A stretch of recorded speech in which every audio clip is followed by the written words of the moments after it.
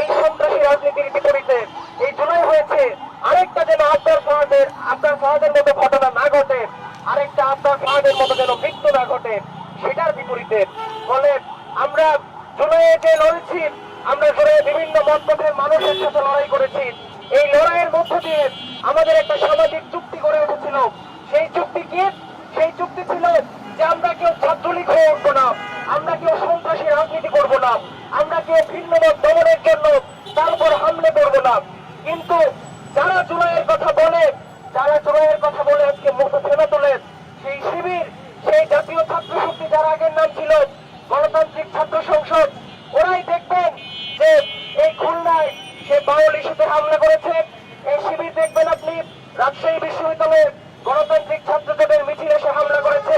চট্টগ্রামে গণতান্ত্রিক ছাত্রদের মিছিলে এক নারী সহকর্মীকে, আমাদের আন্দোলনকারীকে লাঠি দিয়ে কিভাবে করে হেনস্থা করেছে আপনারা দেখবেন।